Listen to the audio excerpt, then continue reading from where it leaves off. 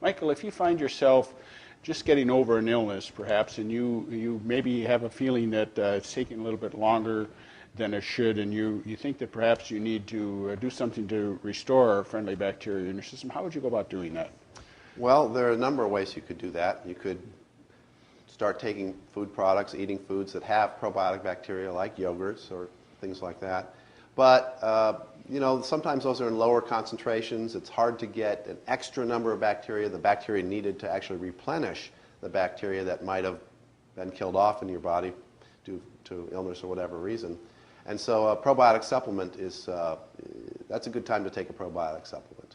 You mentioned earlier that the amount of active bacteria that you get in a probiotic is important. That's right. There are products on the market that claim that would tell you that they have millions of bacteria and Right. others that have billions.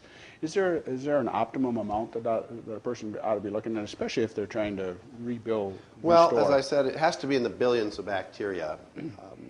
We sort of feel that maybe somewhere between 2 and 10 billion organisms a day as a supplement is a good maintenance kind of dosage, taken maybe 2 or 3 times a day with food. Mm-hmm. But for someone who's sick, getting over an illness, maybe they've had food poisoning, you know, travelers, diarrhea, whatever reason that's made them sick, and it's maybe those bacteria have been killed off, then maybe double that a day, 10 or 20 billion bacteria, probiotic bacteria a day, maybe spread over 2 or 3 times a day and taken with food, because the bacteria like to have that food available for them to start growing and working on.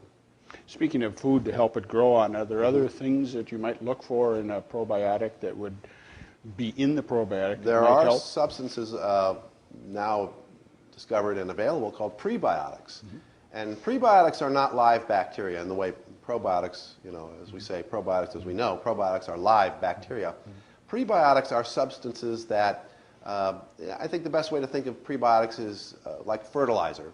You know, you put fertilizer available for the plants or organisms to grow on, and that's what prebiotics do. They act as a fertilizer for the good bacteria to grow on. They're carbohydrates that aren't really digested by the human being, but they're digested by those bacteria. So the bacteria like them, they grow faster, they proliferate more, and it helps build up those bacteria in the body. So things that like FOS might be, That's perhaps, right. or inulin? Inulin, FOS, there are a number of different kinds of prebiotics available today.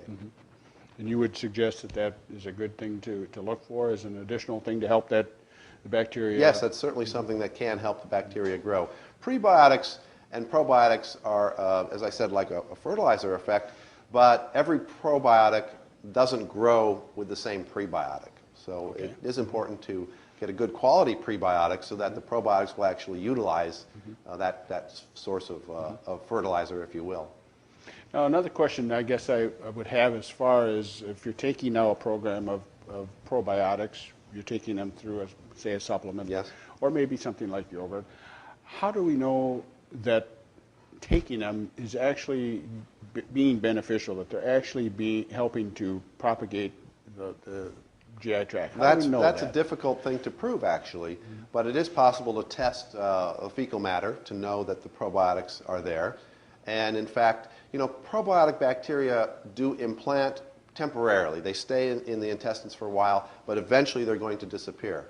So after taking a supplement, it is possible to test for a while to see if the probiotics are still there for a while, and then they'll be gone. But the good quality probiotic, an important and a useful probiotic, will actually stay in the gut and implant, at least for a number of weeks. So it's interesting, as you say, this is a temporary, it's not just once you've restored them, they're That's not right. going to stay there forever. That's right. You need to continuously be Just like be other getting it. nutrients that we have to take in from our food, from B vitamins, from C vitamins, things like that. Probiotic bacteria are something we have to keep constantly taking into our body, otherwise the body will run out of them. So sources being, as we've talked about, fermented foods Right. and many other. That's right. And for many people, a probiotic supplement is the easiest and surest way to make sure that we get probiotics on a regular basis. All right. Thank you, Michael.